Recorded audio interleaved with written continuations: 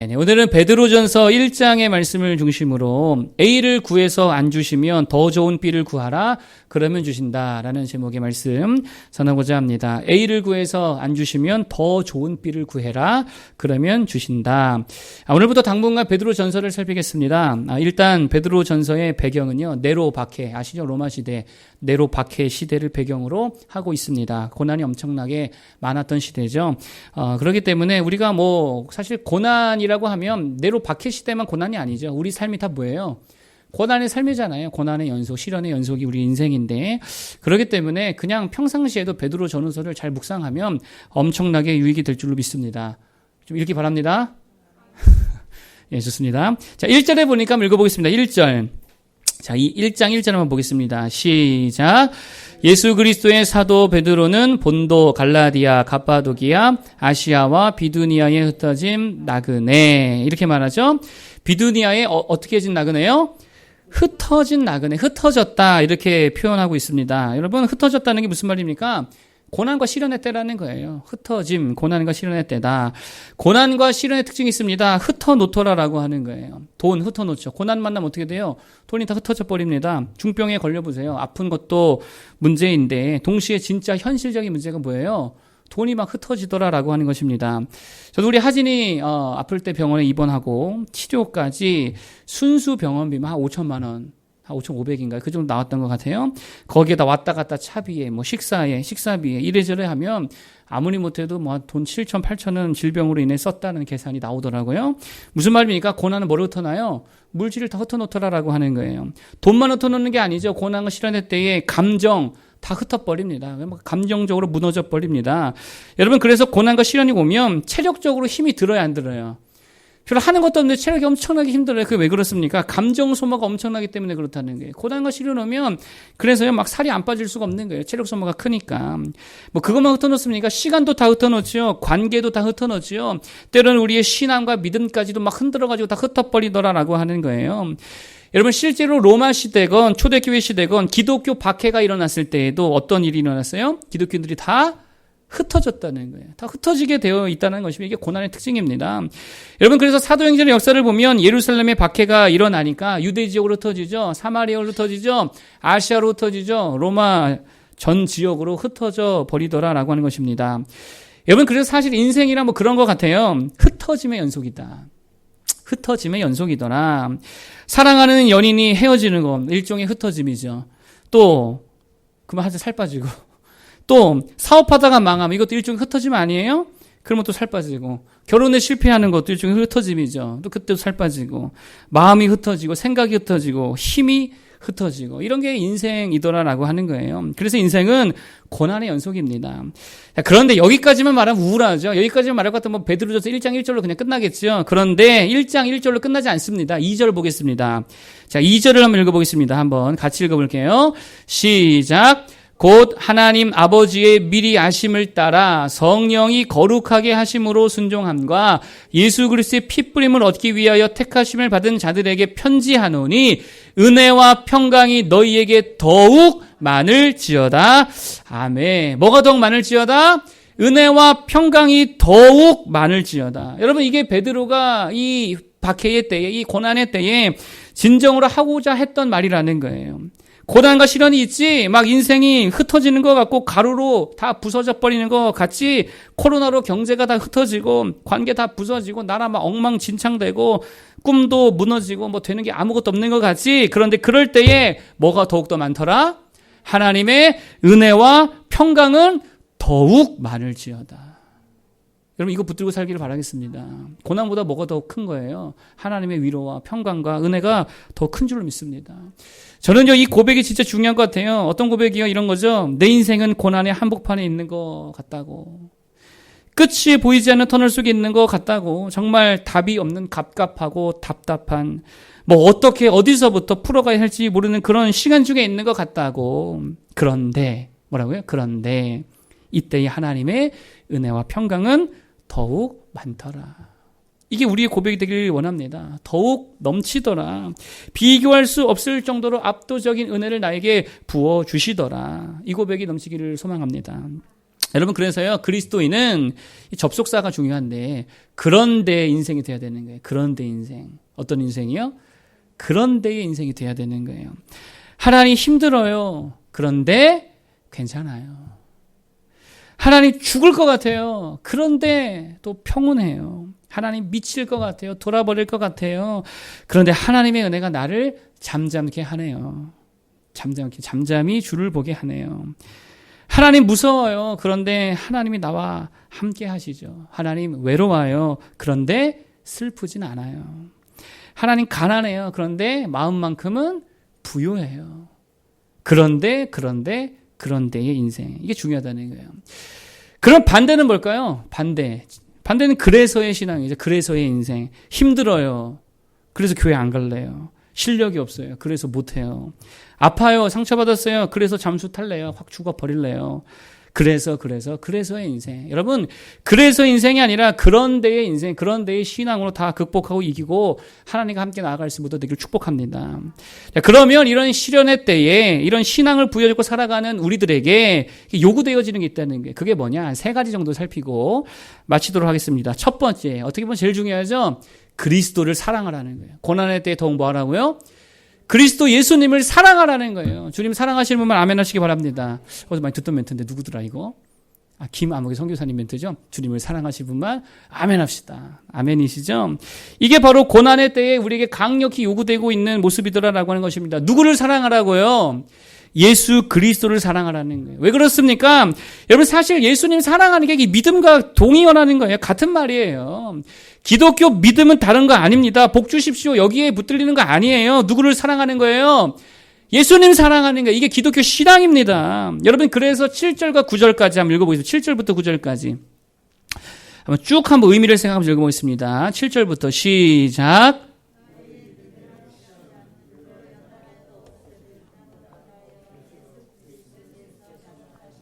칭찬과 영광과 존귀를 얻게 할 것이니라.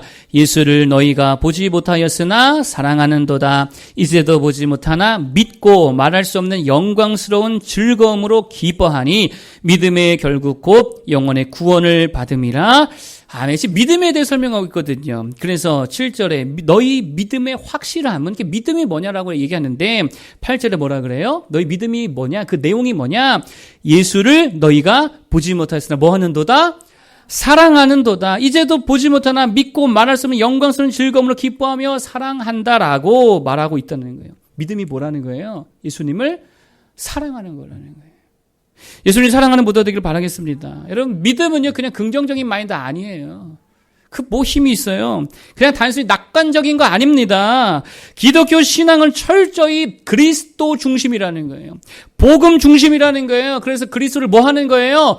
사랑하는 거예요. 그게 기독교 신앙이라는 거예요. 그래서 고난의 때에 시련의 때에 결코 우리들이 놓치지 말아야 할 게 있는데 그게 뭐냐? 바로 예수 그리스도에 대한 간절한 사랑. 이거는 절대 놓치면 안 된다는, 이거 붙들어야 된다는 거예요. 고난이 뭡니까? 쉽게 말하면 그런 거잖아요. 그냥 힘든 거예요. 고난이 뭐 단계 있어요. 그냥 힘든 거예요. 돈 때문에 힘들든 사람 때문에 힘들든 뭐 때문에 힘들든 그냥 힘든 거. 마냥 힘든 거 이게 고난이잖아요.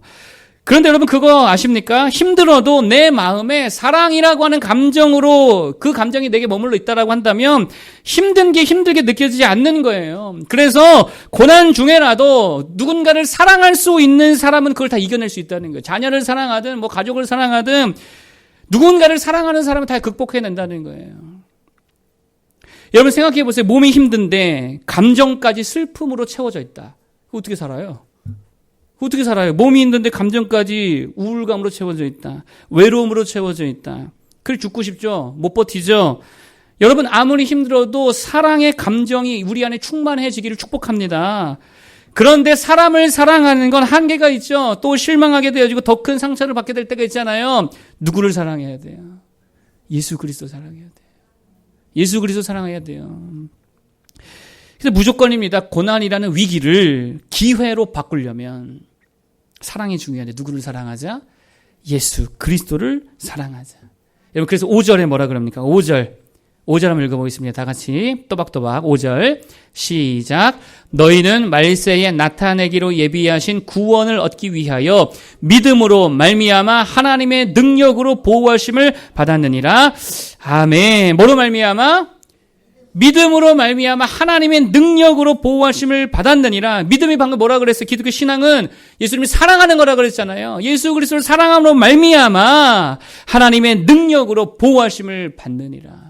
예수 사랑할 때에 주의 큰 능력으로 보호심 받는 줄로 믿습니다. 여러분, 사랑에는 강력한 힘이 있다 그러죠. 어떤 힘이냐? 모으는 힘이 있어요. 모으는 힘. 고난은 흩어버리는 힘이 있다 그랬잖아요. 사랑은 모으는 힘이 있습니다. 정말입니다. 사랑하면 사람이 모여요. 사랑이 많은 사람에게 누가 모여요? 사람이 모이잖아요.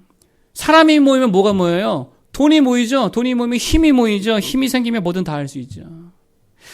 정말입니다. 그렇기 때문에 고난 중에 무조건 그리스도를 사랑하고 그 사랑으로 가족과 형제와 자매와 성도와 교회를, 이웃을, 친구들을 사랑할 때에 고난은 아무 힘이 없게 되더라는 거예요. 사랑의 파워가 있습니다. 여러분, 우리나라에 복음화율이 90%에 달하는 섬이 하나 있습니다. 90%. 아까 우리 장로님 10%만 돼도 우리 600명 된다 그랬는데 90%에 달하는 섬이 하나 있습니다. 그게 어디냐? 전남 신안에 증도라는 섬마을이 있습니다. 아시는 분은 아실 거예요. 왜 여기 복음화율이 90%나 되냐? 한 사람의 헌신 때문에 그래요. 누구냐? 문준경 전도사님. 들어보셨죠? 문 씨가 대부분 좋은데. 네, 다른 말 안 하겠습니다. 어쨌든 문 씨도 대부분 착하긴 착해요. 근데 문준경 전도사님이라는 한 사람이 있어서 그분 때문에 복음화율이 90%가 됐다는 거예요. 이분이 누구냐? 목사 아닙니다. 선교사도 아닙니다. 그렇다고 뭐 엄청난 학식이 있고 실력이 있었던 뭐 그런 베테랑 사역자도 아닙니다. 게다가 남자도 아닙니다. 그냥 예수 잘 믿는 여자였어요. 예수님 엄청나게 사랑했던 여자분이셨습니다. 이분은요, 참 외로운 사람이었다 그러죠. 결혼하자마자 남편이 집에 안 들어왔대요. 알고 봤더니 결혼하기 전에 이미 여자가 있어가지고 집안에 그런 것으로 인해서 결혼하게 됐는데, 알고 보니까 여자가 있어서 그러니 부인에게 오지 않고 그 여자한테 가가지고 살림을 살고 있었다라고 하는 거예요. 그런데 얼마나 힘들어요. 그러다가 시부모까지 다 돌아가시고 나니까 뭐 가진 게 뭐가 있습니까? 공급책이 없잖아요. 그래가지고 되게 찢어지게 가난했더라라고 하는 거예요. 그런데 그런 고난 중에 누구를 만나요? 예수님 만나요. 예수님 믿는 거예요. 그리고 예수님을 엄청나게 사랑하는 거예요. 이분이 나중에 경성 성서학원이라고 해서 지금 서울신대의 전신이죠. 나중에 서울신대가 되는데 그 서울신대 전신이 되는 경성 성서학원에 다니게 되어집니다. 그리고 나중에 전도사로 이제 사역을 하게 되는 거죠. 그리고 공부 3개월 하고 나머지는 사역을 시켰다 그래요. 이제 전도사 공부만 시킨 게 아니고 공부 3개월하고 나머지 9개월은 가서 개척해가지고 교회를 세워라. 그게 학교 방침이었대요. 그래가지고 증도라는 섬마을에 개척을 하게 되었다라는 것입니다. 이분의 특징은 다른 거 아닙니다. 지식이 뛰어나거나 엄청난 은사가 있거나 뭐 그렇지 않았습니다. 그냥 그리스도를 엄청나게 사랑했고 그 사랑으로 형제와 자매와 주변 사람들, 이웃들과 섬마을 주민들을 엄청나게 사랑해 주었다는 거예요. 여러분, 이게 이분이 가진 최대 강점이었습니다. 그러니 사랑하면 뭐 한다? 어떤 힘이 있다 그랬어요? 모이는 힘이 있다 그랬어요. 모으는 힘. 사랑하니까 사람이 막 모이는 거예요. 사랑이 엄청나게 풍성하니까 그냥 사람이 모이는 거예요. 경성학교 기숙사에 있을 때에 맨날 주변에 자매들이 모였대요. 모이면 사랑받으니까. 그리고 결국 증도의 복음화율이 몇 프로가 됐다? 90%가 됐다. 뭐 때문에? 사랑의 파워 때문에. 이분이 배출한 목회자만 70명. 대박이죠. 목회자만 70명, 순교자만 13명, 본인까지 하면 14명. 여러분, 무슨 말을 하려는 거냐면 고난이 있었잖아요. 시련이 있었잖아요. 진짜 죽고 싶을 거 아니에요. 짜증나잖아요. 이 와중에 뭐를 했다고요? 예수 그리스도를 사랑했다고. 그리고 그 사랑으로 가족을 사랑하고 형제를 사랑하고 자매를 사랑하고 사랑할 수 없는 사람들을 사랑했더니 그 가슴에 사랑을 품고 살았더니 엄청난 열매를 거두게 되더라는 거예요. 고난 중에 계십니까? 시련 중에 있습니까? 그리스도를 기쁨으로 사랑하시기 바랍니다. 그리고 그 사랑으로 주변을 사랑해 주시기를 바랍니다. 그러면 모든 흩어진 것들이 하나하나 모아지게 되더라라고 하는 거예요. 그래서 사랑으로 위기를 다 기회로 바꿔버리는 신실한 주의 종들 되기를 축복합니다. 두 번째로 고난과 위기 중에 우리에게 요구되는 게 뭐냐? 이런 거예요. 자기 삶에 대한 정의를 좀 내려야 된다는 거예요. 내 인생이 뭐냐? My life is 블라블라. 이게 돼야 된다는 거예요. 내 인생은 뭐냐라고 하는 거예요. 그것에 대한 확실한 정의가 좀 있어야지요. 많은 이들이 빠진 함정이 있습니다. 그게 뭐냐 이런 거예요. 삶이란 다 뭐 그런 거지. 여기에 다 빠져 있다는 거예요. 인생이 다 그런 거야. 행복하게 사는 사람이 어디 있어? 자기가 하고 싶은 거 다 하면서 사는 사람이 어디 있어? 돈과 신앙을 어떻게 둘 다 잡겠어? 그냥 다 그런 거야. 그러고 사는 거야. 라고 하는 함정에 다 빠져 있다는 거예요. 보편성의 함정, 일반화의 함정이에요. 여러분, 그래서 결국 이렇게 생각하면 어떻게 됩니까? 현실의 안주밖에 안 돼요. 그냥 이대로 살다 죽는 거지 뭐. 마귀가 딱 좋아하는 모습이라는 거예요. 여러분, 그리스도인은 어떻게 살아야 합니까? 말씀드린 대로 자기 삶이 뭐냐? My life is 뭐 이게 나와야 된다는 거예요. 삶은 다 그런 거야가 아니라는 것입니다. 삶이란 이런 거야라고 하고 달려가야죠. 삶은 이런 거야. 내 삶은 이런 방향으로 가야 할 거야. 나는 이렇게 살아갈 거야. 방향이 있어야죠. 비전이 있어야죠. 목표가 있어야죠. 삶은 이런 거야라고 하는 확고한 믿음이 있어야죠. 그래서 나는 이렇게 살아갈 거야. 무슨 일이 있어도 무슨 환경이 돼도 나는 이렇게 살 거야라고 하는 게 되어야 된다는 거예요. 대동법의 아버지라 불리는 김육이라고 하는 사람이 있었습니다. 조선시대 사람이죠. 대동법이 뭡니까? 쉽게 말하면 그거죠. 예전에는 그 조선시대 때 각 지방마다 특산물을 세금으로 냈대요. 특산물을 세금으로 냈는데 그러다 보니까 예를 들어 제주도 같은 경우는 귤이 되게 좋은 거잖아요. 되게 비싼 거고 그리고 그거 뭐 재배가 쉽지 않다면서요. 근데 희귀하고 가치가 있고 좋은 거니까 그때 당시만 해도 귤이 되게 비싼 거였대요. 그러니까 왕이 막 엄청나게 요구했다는 거예요. 너네들 막 그냥 엄청나게 할당량을 이렇게 할당해가지고 엄청나게 많은 것들을 요구했다는 거예요. 그러니까 그거 막 감당하는 게 너무 힘든 거예요. 그러니까 그거 다 내고 나면 남는 게 없죠. 가난해지죠. 그러니까 뭐 부가 축적이 안 되죠. 게다가 이게 좋은 걸 아니까 중간 사또들이 중간에서 어떻게 가요? 딱 가로채 가는 거예요. 그러니까 점점 더 가난해지고 서민들의 숨통이 다 쪼여들더라라고 하는 것입니다. 근데 이 대동법이 뭐냐면 그 특산물로 바치는 것을요, 쌀로 내게 했다는 거예요. 야, 쌀로 내도 괜찮아. 이게 대동법이거든요. 게다가 땅 크기에 따라, 소유한 땅 크기에 따라 내게 하니까 땅이 없으면 안 내도 되고, 땅이 적으면 조금만 내고, 땅이 많은 사람은 많이 내고, 이게 대동법이거든요. 이것을 개발하고 이것을 전국적으로 확대시킨 사람이 누구냐? 바로 김유기라는 사람입니다. 여러분, 그런데 이 김유기가 이 대동법을 창안하고 적용시키는데 그렇게 온 열정과 자신의 모든 인생을 다 쏟아부을 수 있었던 계기가 뭐냐? 이런 거예요. 그가 늘 한양을 왔다 갔다 하면서 눈으로 본 게 뭐냐면 백성들의 비참한 생활을 보았다라고 하는 거예요. 굶어 죽은 시신들이 막 그냥 너불러져 있더라는 거예요. 장례도 못 치르고 그냥 너불러져 있더라고 하는 거예요. 그래서 스스로 그것을 바라보면서 너무 참혹한 마음에 좌우명을 새겼대요. 자기 인생의 좌우명을. 애물제인. 무슨 말이냐. 만물을 사랑하여 사람을 구제하겠다. 만물을 사랑하여 사람을 구제하겠다. 애물제인이라고 하는 좌우명을 새기고 내 인생을 이런 인생으로 살아갈 거야 라고 하는 인생관을 세워갔다는 거예요.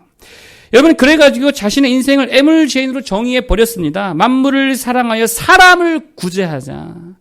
그래서 이런 자신의 인생관을 가지고 일평생 대동법에 헌신하여서 결국 100년 만에 그 사람이 뭐 죽고 나서 이후로도 전국에 결국엔 대동법이 시행하게 되도록 했다라고 하는 거예요. 여러분 잘 보세요. 이 삶에도 고난이 무지하게 많았거든요. 때론 벼슬도 다 잃어버리고 부모도 잃어버리고 돈도 잃어버리고 그냥 운막에서 수출 갖다가 팔면서 근근히 살 때도 있었다라고 하는 것입니다. 그런데 그에게는 자신의 삶이 뭔지, 어떤 삶을 살아가야 될지, 무엇을 위해 살아가야 될지, 자신의 인생이 무엇인지에 대한 정확한 정의가 있었다는 거예요. 애물제인. 그래서 그거 붙들고 고난과 상관없이, 환경과 상관없이 귀하게 쓰임받는 인생이 되었다는 거예요. 여러분 인생을 왜 이렇게 내버려 둡니까? 그거 아니라는 거예요. 여러분 자기 인생에 대한 어떤 정의를 내리고 살고 있느냐는 거예요. 내 인생은 뭐냐? 내 인생은 뭐냐? 여러분 특별히 오늘 베드로가 그리스도인에게 한 가지 가르쳐주고 있는 인생관이 있습니다. 인생이 뭐냐? 17절인데 한번 읽어보겠습니다. 17절. 17절 읽어보겠습니다. 한번 읽어주세요. 17절 시작.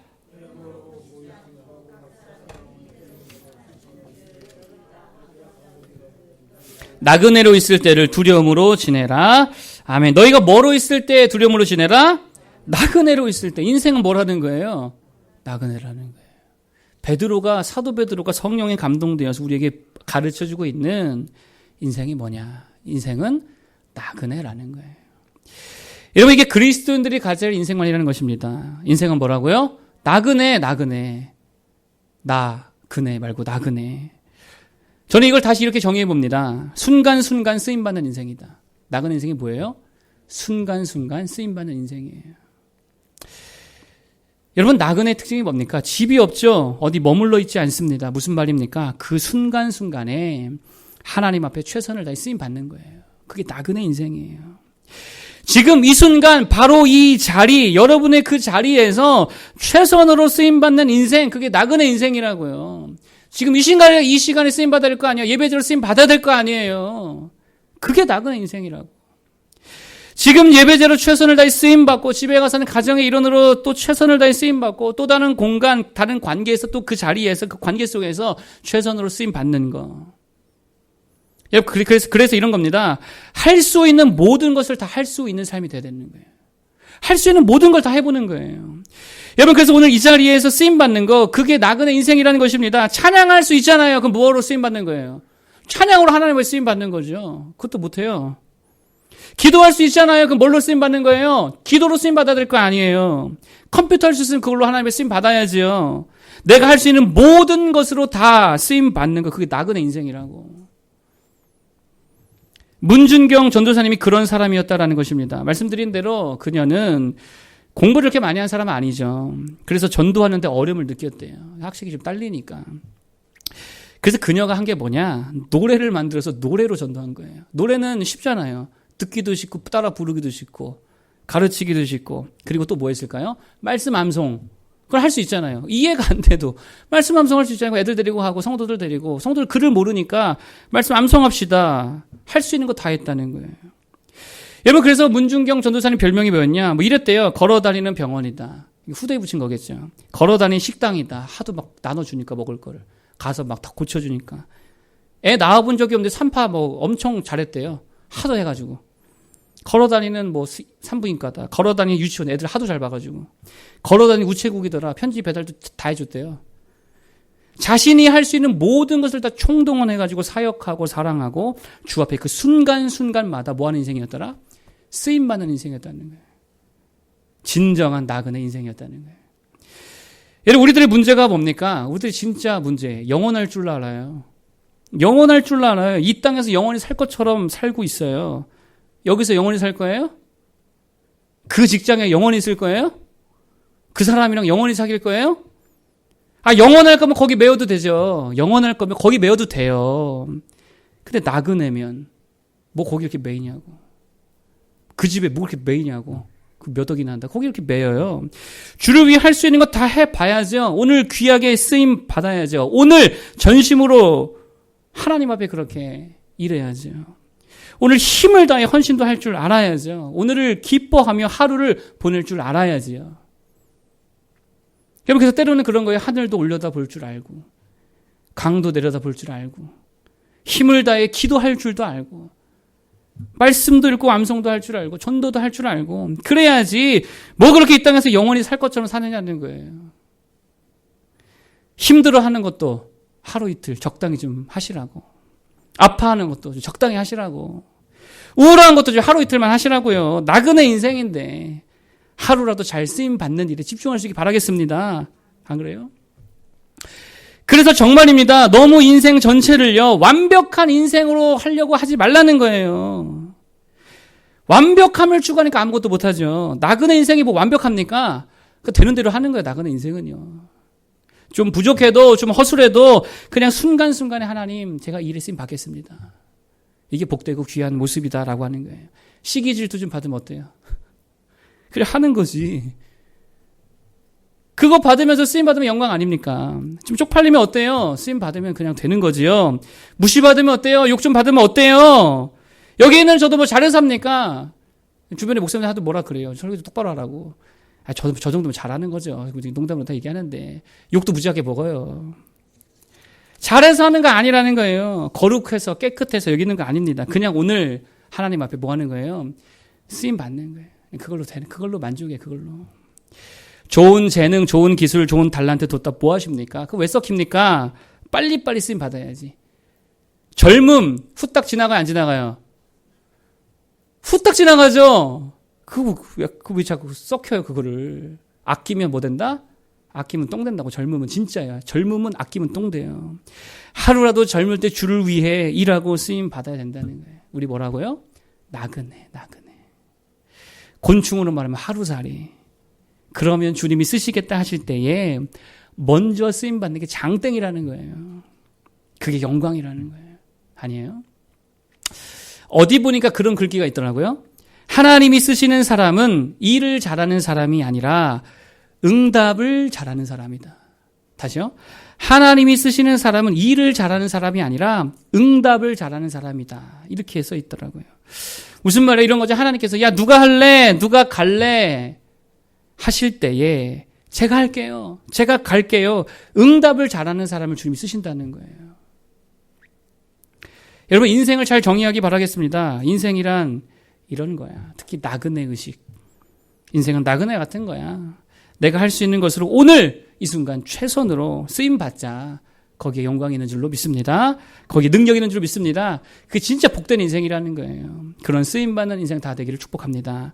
자, 마지막 세 번째 고난 중에 요구되는 게 뭐냐. 일종의 기도와 간구인데 제목과 같은 것입니다. 이런 겁니다. A를 구해서 안 주시면 뭐를 구하라고요? 더 좋은 B를 구하라는 거예요. 이게 포인트예요. A를 구했는데 안 주시면 뭐 하라? 더 좋은 B, C를 구하라는 거예요. 자, 23절이나 읽어보겠습니다. 23절 읽어보겠습니다. 시작. 너희가 거듭난 것은 썩어질 씨로 된 것이 아니요 썩지 아니할 씨로 된 것이니 살아있고 항상 있는 하나님의 말씀으로 되었느니라. 아멘. 당시 박해 상황이죠. 썩을 씨 없습니다. 먹을 거 없습니다. 고통당하고 맨날 죽임당하고 이 땅의 것 주님이 별로 준 게 없다는 거예요. 근데 뭐를 주셨다는 거예요? 썩지 아니할 영원한 것 주셨다. 더 좋은 것을 주셨다라고 하는 거예요. 그러니 이런 것입니다. 하나님 앞에 우리가 이 땅에서 구하다가 또 이런저런 것들 구하다가 하나님 안 주시면은 뭘 구해라? 더 좋은 것을 구하라는 거예요. 그럼 주시는 거예요. 여러분 이게 세상과 하나님의 결정적인 차이라는 거예요. 세상은 어떻습니까? 최선을 구하고 안 되면 그 다음에 차선을 구하고 그래도 안 되면 차악을 구한다면서요. 이게 세상이죠. 예쁜 여자한테 가서 차이면 덜 예쁜 여자한테 가고 그것도 안 되면 착한 여자한테 가고 그런다면서요. 그래서 우리가 착한 여자를 만나? 농담입니다. 그런데 하나님의 원리는 어떤 거예요? A를 구했는데 안 주시면 더 좋은 B를 주시는 거예요. 이게 하나님의 원리입니다. 아브라함이 하나님께 구한 게 뭐예요? 상속자 엘리에셀이나 잘 되기 바랍니다. 엘리에셀이 누구예요? 아들 아니에요. 종이었어요. 하나님 그냥 내 종이나 그래도 저놈이 내 상속자인데 저놈이 잘 되기를 바랍니다. 그랬더니 하나님이 뭐라 그래요? 아니라고 내가 아들을 주겠다고. 더 좋은 것을 주시잖아요. 이게 우리 하나님이라고요. 왜 엘리에셀이 잘 될 걸 구하냐? 내가 알아서 할 테니까 너는 더 좋은 거 구해라. 아들을 구해라. 그럼 내가 아들 줄게. 아들 받잖아요. 바디메오에게 주님이 말씀하시죠. 내가 너에게 무엇을 하여 주기를 원하느냐. 바디메오 딴에는 최고를 구했습니다. 눈뜨기 원합니다. 보기 원합니다. 나름대로 최고를 구했습니다. 그랬을 때 주님이 뭐라 그래요?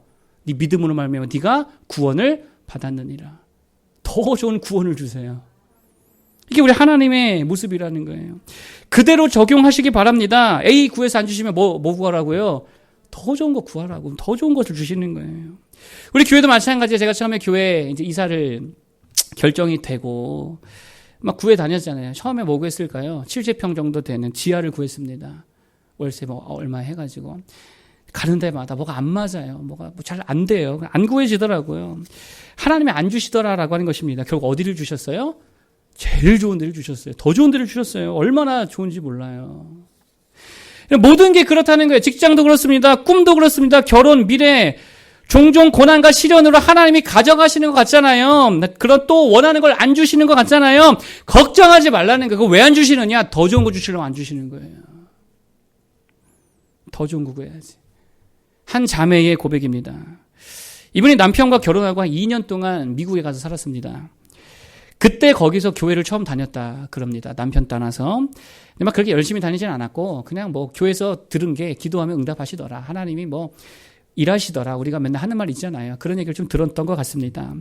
그리고 2년 후에 다시금 국내로 돌아와서 살게 되었는데 집안의 큰 아주버님께서 병에 걸려가지고 죽게 되었다라고 하는 거예요. 이 집안이 원래 불교 집안이더라라는 것입니다. 그래서 맨날 불공 드리고 뭐 아무리 해도 비나이다 아무리 해도 차도가 없더라는 거예요. 남편이 그러더래요. 우리 그래도 미국 가서 교회 다녔는데 교회나 가보자고. 교회 나가보자. 기도나 해보자고. 그래서 두 부부가 교회 가서 열심히 기도했대요. 아주버님 살려달라고. 우리 형님 살려달라고. 하나님이 허락해 주시질 않더라는 거예요. 응답해 주시질 않더라는 거예요. 점점 병세는 악화되어지고 이제 준비하라고. 뭐 그런 얘기까지 오고 가는 상황이었습니다. 그래서 이 여자분이 그래요. 자매분이. 본인은 교회 그만 다니자고 얘기했대요. 해봐야 안 되더라. 근데 남편이 그러더라는 거 아니라고. 계속 다니자고. 그러면서 남편 하나님을 뭐냐. 기도 제목을 바꾸자고. 기도 제목이 바뀌었다고. 다른 걸 구하자고. 남편 하는 말이 그거예요. 형님께서 죽기 전에 예수 믿게 해달라고 기도하자고. 잘 보세요. 더 좋은 거 구하죠? 더 좋은 거 구하잖아요. 이 형님이 죽기 전에 예수 믿고 세례까지 받고 천국 갔다는 거예요. 거기에다가 그 이후로 가족들이 다 하나씩 다 돌아오더니 결국 온 집안이 예수 믿는 가정이 되었다라고 하는 간증을 제가 봤다는 거예요. 여러분 잘 보세요. 건강 찾는 것보다 안 되니까 뭘 구했어요? 더 좋은 거 구했잖아요. 하나님 더 좋은 거 주세요. 주시잖아. 그래서 온 집안이 망할 집안에서 축복된 가정으로 기독교 명문 가문으로 변화되더라라고 하는 것입니다. 요셉만 해도 그렇지 않습니까? 감옥에 갇혔을 때 기도 안 했겠어요? 하나님 건져주세요. 탈출케 해주세요. 하나님 안 들어주시죠? 뭘로 주세요? 더 좋은 걸로 주세요. 총리가 되게 하시지. 이게 우리 아버지의 사이즈라는 거예요. 그러므로 하나님의 거절은 거절이 아닌 줄로 믿으시기 바랍니다. 그럴 때 기도를 멈추면 완전 바보 같은 인생이에요. 기도를 멈출 게 아니라 뭐를 구하자? 더 좋은 것을 구하자. 더 좋은 관계, 더 좋은 공동체, 더 좋은 친구, 더 좋은 직장, 더 좋은 마음, 더 좋은 꿈, 더 큰 목표. 하나님 앞에 더 좋은 것을 구하시기 바랍니다. 그러면 주 안에서, 그리스도 안에서 다 주실 줄로 믿습니다. 결론의 말씀 드리겠습니다. 반주해 주시고요. 여러분, 고난과 시련은요, 늘 있습니다. 박해도 늘 있는 것 같아요. 그리고 우리 삶을 자꾸 흩어놓는다라고 하는 것입니다. 그러나 걱정하지 말기 바랍니다. 그럴 때에 하나님의 은혜와 평강은 더욱 넘칠 줄로 믿습니다. 그러므로 고난과 시련의 상황 속에서 우리가 해야 될 게 뭐냐? 3가지 말씀드렸죠? 더욱더 누구를 사랑하자? 예수 그리스도 사랑하는 거예요. 고난 중에 무조건이에요. 무조건이에요. 더 사랑해야 돼요. 특별히 그리스도 예수님을 더 사랑해야 돼요. 고난 중에 진짜 바보 천치가 누구냐? 슬퍼만 하고 있는 거예요. 미워하고 원망하고 증오하고 분노하는 거예요. 이게 인생 망할 인생이지요? 아니요. 오히려 뭐 하자고요?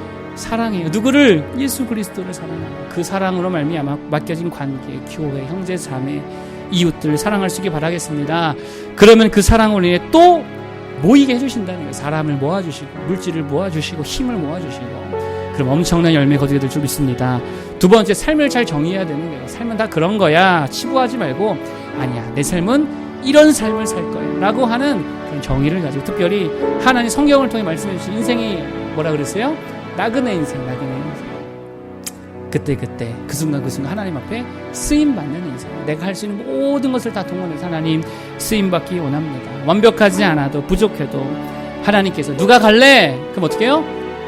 맹구 잘하는 거 있잖아요. 저요. 뭐 책상에 올라가서 저요. 그럴 때에 하나님 기뻐하셔서 정말 귀하게 쓰임받는 인생이 될 줄로 믿습니다. 그게 최선의 인생이에요. 마지막 3번째, A 구해서 안 주시면 뭘 구하라?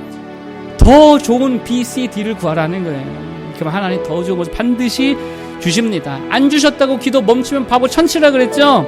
더 좋은 거, 훨씬 좋은 거 구하시기 바랍니다. 그거 주시는 게 아버지의 뜻이라는 거예요. 그럴 때에 정말 귀한 응답으로 주실 줄로 믿습니다. 고난 중에 넘치는 하나님의 응답 받는 모두가 되기를 축복합니다.